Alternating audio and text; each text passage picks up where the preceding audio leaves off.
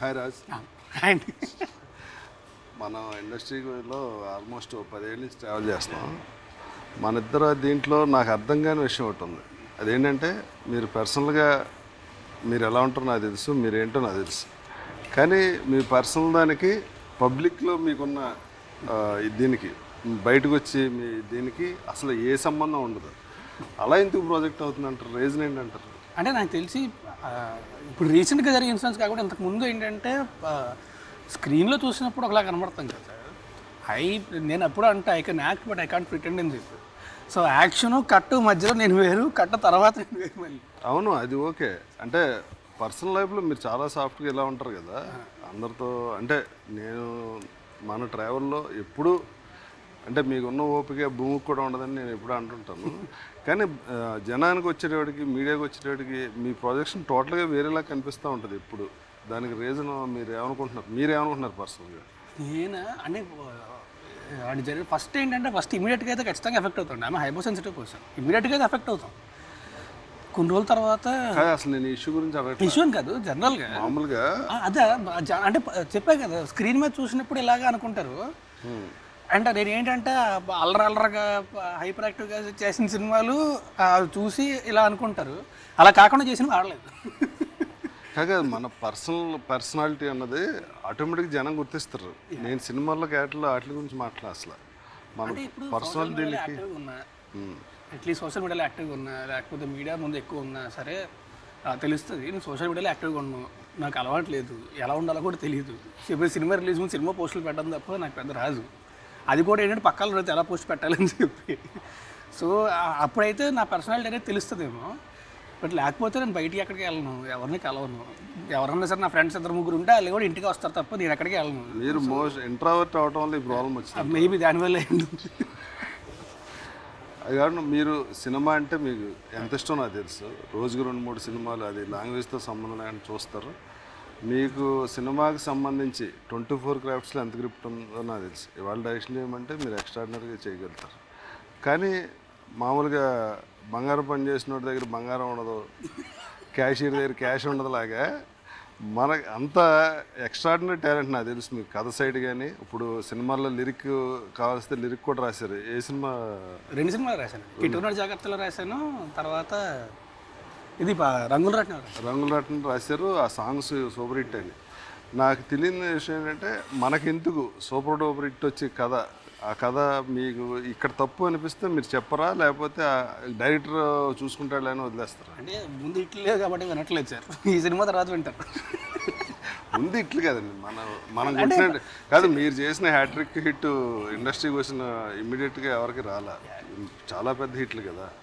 అదా అంటే నేను మిమ్మల్ని ఎందుకు ఇంత పర్టికులర్గా అడుగుతున్నానంటే ఇందులో మీ లోపం ఉందా, దేనివల్ల మీరు? నా లోపం కూడా ఉందండి, నా లోపం కూడా ఖచ్చితంగా ఉంది. ఎందుకంటే నేను ఇంతకుముందు పెట్టినంత ఎఫర్ట్ అంటే యాక్టింగ్ వైపు కాకుండా క్రియేటివ్ వర్క్లో ఇంతకుముందు పెట్టినంత ఎఫర్ట్ నేను కూడా అంత పెట్టలే, because of various reasons.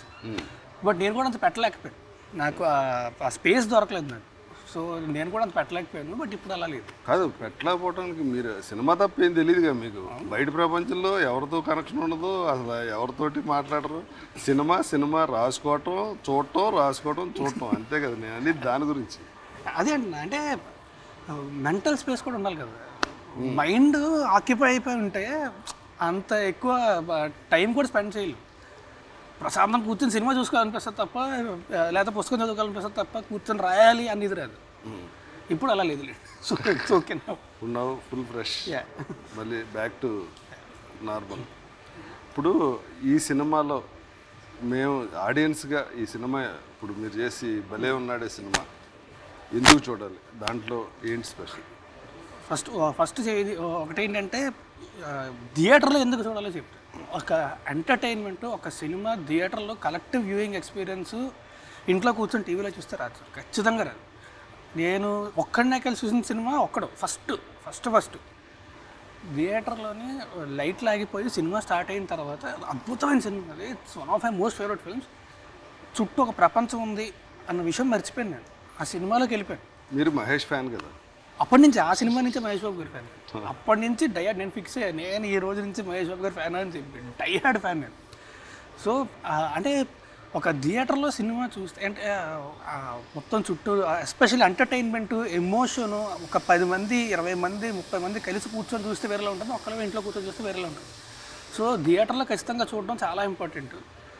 And cinema ఎందుకు చూడాలి అంటే ఇట్స్ చాలా బ్యూటిఫుల్ ఎమోషన్. నాకు అన్నిటికంటే something that attracted to me towards that film is that మనకి టువర్డ్స్ ద ఎండ్ ఒక అద్భుతమైన ఎమోషన్ ఉంటుంది. అండ్ సినిమా అంతా కూడా అంటే ఎంతకుముందు నేను చేసిన క్యారెక్టర్ల కంటే కొంచెం కొత్తగా ఉంటుంది, ప్లస్ ఎంటర్టైన్మెంట్ కంప్లీట్ ఎంటర్టైన్ చేస్తూనే ఉంటాం. అండ్ మా డైరెక్టర్ అతని కన్విక్షన్ నెక్స్ట్ లెవెల్. అసలు ప్రతి షాటు కూడా కావాల్సినట్టు వస్తే తప్ప వదలడు, ఖచ్చితంగా ఇలాగే రావాలి అంటే పట్టుకుంటాడు అంతే. అండ్ అలా తెచ్చుకుంటాడు కూడా. అది ఇప్పుడు టీజర్ చూస్తే చాలా పాజిటివ్ వైబ్ ఉందండి. మీరు చేసిన ఇంతమంది సినిమాల కన్నా ఇది ఒక డిఫరెంట్ సినిమా అన్నది చూస్తేనే తెలిసిపోతుంది. అందులో మీరు అమ్మాయిలా బిహేవ్ చేయటం అదంతా హార్మోన్స్ లోపమా లేకపోతే క్యారెక్టర్? హార్మోన్స్ లోపం లేదు సార్, క్యారెక్టరైజేషన్. హార్మోన్స్ లోపం అంటే కేసులు ఎక్కేస్తారు. నేను అసలు ఆ జోలికి వెళ్ళిన. హార్మోన్స్ లోపం లేదు సార్.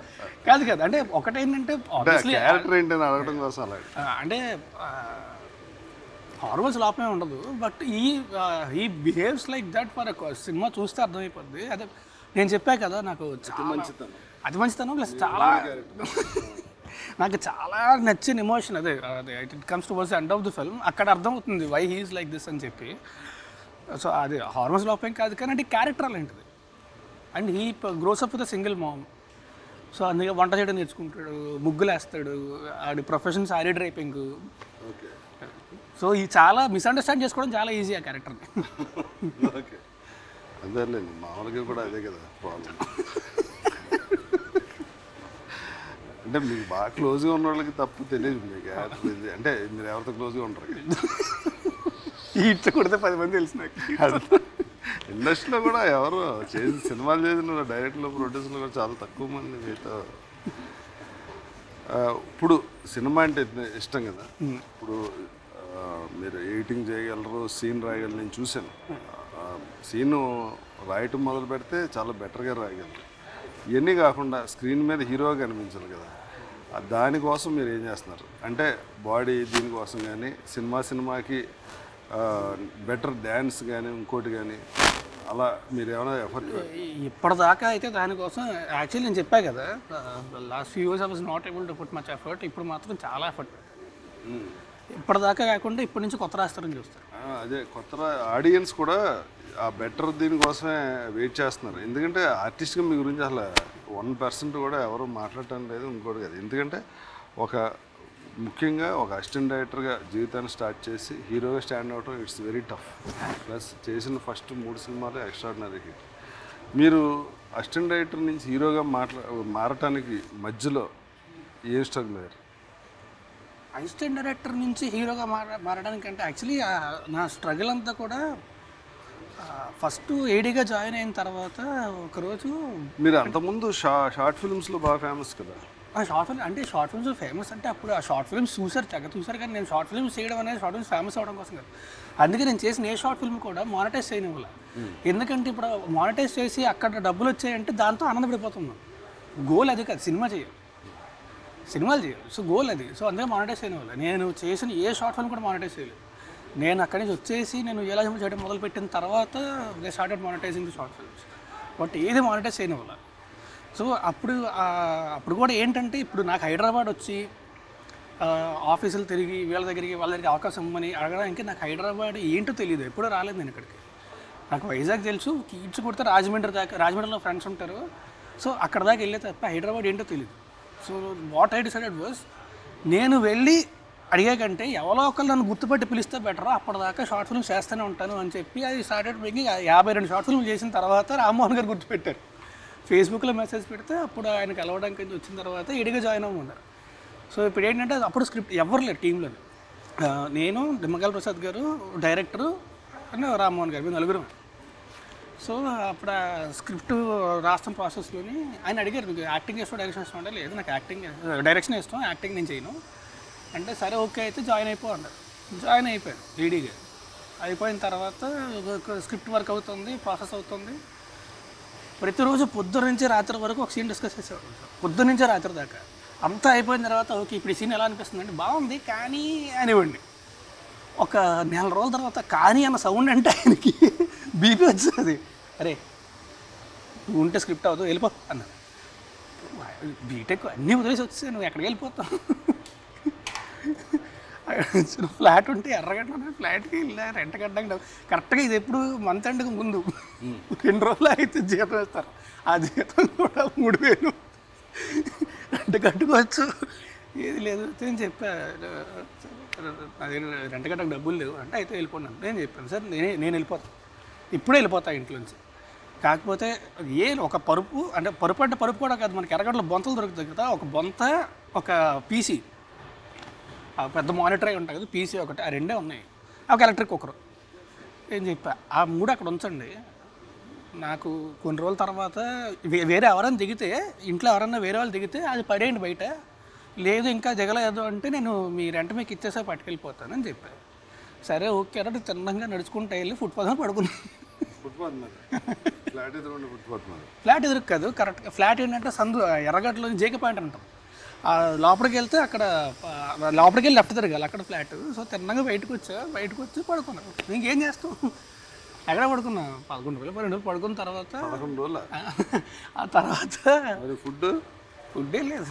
12 రోజులు ఏం తిన్నా. కొన్ని రోజులు ఏంటంటే అక్కడ దూరంగా కోవిల్ ఉండేది, అక్కడికి వెళ్ళి వాటర్ తాగి పడిన తర్వాత అది కూడా లేదు, ఇంకా అలాగే పడుకున్నా అంతే. సో 11-12 రోజుల తర్వాత మళ్ళీ నవీన్ నాయక్ అని చెప్పి ఉంటాడు ఏడి. సో తను వస్తూ ఉంటే ఆ ఫ్లాట్కి వెళ్ళడానికి వచ్చి లెఫ్ట్ తిరగాలి కదా, ఇక్కడ బయట ఉన్న ఫుట్పాత్ మీద వస్తే పిలిచా కాదు సార్ రమ్మంటారు. సరే పద అంటే అరే నువ్వు లేకపోతే ఎక్కడో దగ్గర సెటిల్ అయిపోతున్నారా, దా చేద్దాం కలిసి. ఓకే సార్ అన్న. అప్పటికి అసలు ఊటకెళ్ళేది ఏం లేదు. ఈ 13 రోజులు మీ మీ మీ మానసిక పరిస్థితి ఏంటి? యాక్చువల్లీ టు బీ ఆనెస్ట్ నిజంగా చెప్పాలంటే అంటే ఫుడ్ లేదు, వాటర్ లేదు అంటే వినే వాళ్ళకి ఏదో అనిపిస్తుంది కానీ అప్పుడు ఏం లేదు sir. I was 20 years old. ఒక ఫైర్ ఉంటుంది కదా, తిరిగి వెనక్కి వెళ్ళాలని లేదు. ఫైర్ ఉన్నా కానీ సార్ అసలు ఫుట్పాత్ మీద పొడుగులు 13 రోజులు ఫుడ్ లేకుండా వాటర్ లేకుండా ఉంటుంటే ఏంటి ఆ టైంలో ఒక ఇది ఉంటుంది కదా, ఒక ఫైర్ ఉంటుంది లోపల, ఏమనిపించవు, ఏదోటి పీకుతానే తెలుసు, పీకే తిరిగి వైజాగ్ వెళ్తే ఏదోటి పీకే వెళ్ళాలి, లేకపోతే వెళ్ళకూడదు. సో అదే ఉంది అంతే, ఏదోటి జరుగుద్ది నాకు తెలుసు, నా టాలెంట్ ఉందో నాకు నమ్మకం ఉంది.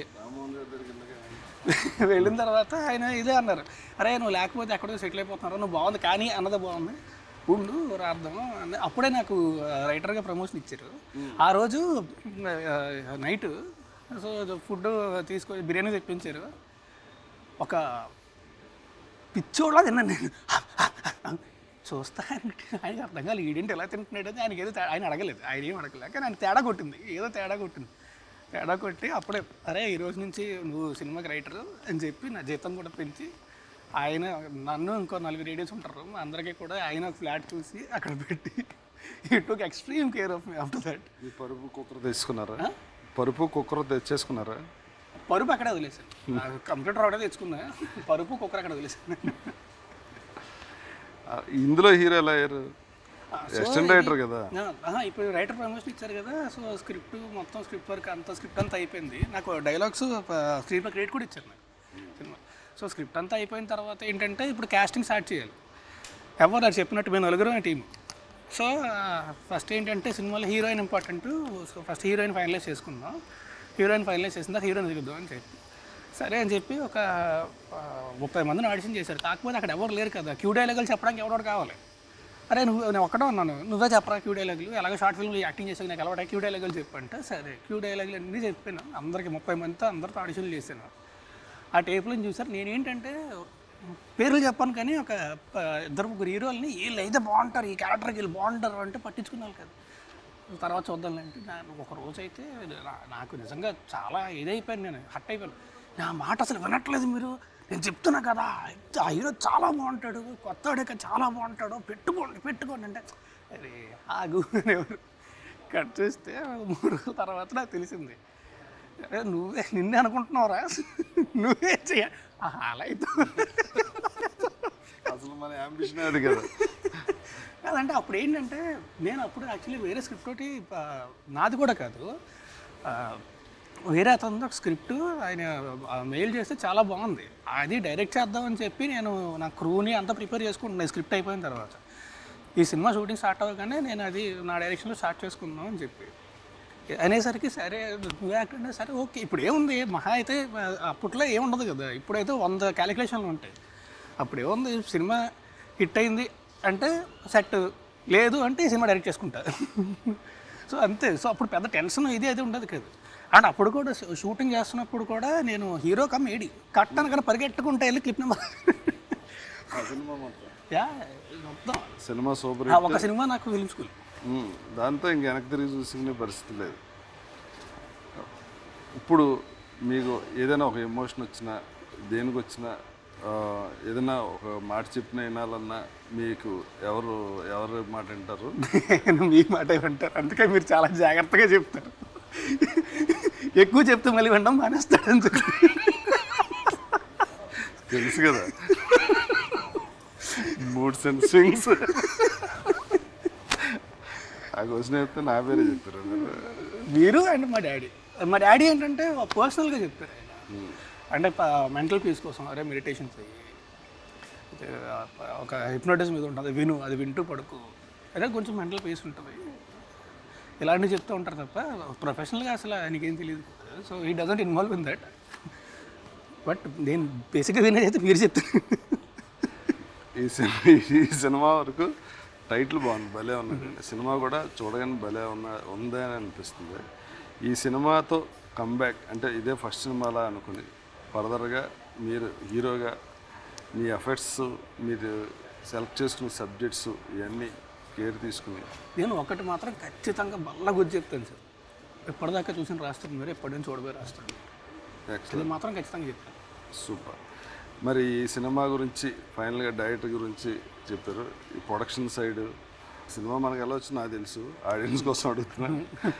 ఈ సినిమా ఫస్ట్ మనకి మారుతి గారి ద్వారా వచ్చింది, పాయింట్ కూడా మారుతి గారు చెప్పి డైరెక్టర్ గారితో డెవలప్ చేయించి చెప్పినప్పుడే మనం దీన్ని ఇది బాగుంది. తర్వాత అవును డైరెక్టర్ గారు మనకి ఈ సినిమాకి ఆ డైరెక్టర్ దొరకడం అదృష్టం నిజంగా చాలా. నేను తర్వాత మారుతి గారు పాయింట్ చెప్పేసిన తర్వాత జహీరాబాద్లో షూట్ అవుతున్నప్పుడు నాకు చెప్పారు అలాగే శివసాయి అబ్బాయి వస్తాడు కథ చెప్తాడు అని చెప్పారు. అని చెప్పిన తర్వాత వెంటనే మారుతి గారు ఫోన్ చేసి చెప్పాను ఈయన డైరెక్టర్ అయితే మాత్రం ఐమ్ డూయింగ్ దిస్. ఎందుకంటే ఇలాంటి కథ ఒక లైన్ దాటడం అనేది చాలా ఈజీగా తెలియకుండా దాటేస్తాం, కానీ ఆయనకున్న సెన్సిబిలిటీస్, ఆయనకున్న సంస్కారం అలా దాటనివ్వదు. సో ప్రాపర్గా ఫ్యామిలీ అంతా కలిసి చూసేలాగే చేశాడు. నేను కూడా సాయితో ట్రావెల్ చేశాను, ఐ వెరీ కాన్ఫిడెంట్ సాయితో. మనం ఈ సక్సెస్ని ఇలాగే కంటిన్యూ చేయాలి. ఫర్దర్గా రాబోయే సినిమాలు ఏం చేస్తారు? మీరు నన్ను అడుగుతున్నారు జనం కోసం. నాకంటే మీకు ఎక్కువ తెలుసు. కూర్మనాయక్ అని ఒక సినిమా షూటింగ్ అవుతుంది, అది రిలీజ్ నెక్స్ట్ ఇయర్ ఉంటుంది. ఇంకొకటి ఒక క్రైమ్ కామెడీ అవుతుంది. సో ఇంకొక సిరీస్ కూడా చేస్తున్నా. అంతేనే ఏమైనా మర్చిపోయింది? అదే ఏం మర్చిపోలేదు, అదే అయితే కూర్మనాయక్కి మన అది ఉంది కదా, ఇది అంటే అనౌన్స్ చేస్తారు కదా అని చెప్పి పేరు ఇంకా అనౌన్స్ చేయకుండా. ఓకే, కూర్మనాయక్కి మళ్ళీ చాలా మంచి సినిమా అవుతుంది. వరలక్ష్మి శరత్ కుమార్ గారు కాంబినేషన్, ఆర్టిస్టులు కూడా మంచి ప్యాడింగ్, అండ్ చాలా డిఫరెంట్ కదా, డిఫరెంట్ కదా, సోషల్ ఫ్రెండ్స్. అలాగే ఆహాకి మనం చేసేది కూడా ఈ సక్సెస్ని ఇలా కంటిన్యూ చేయాలని మీకు, డైరెక్టర్ గారికి, ప్రొడ్యూసర్ గారికి అందరికీ all the best. Thank you sir, thank you very much.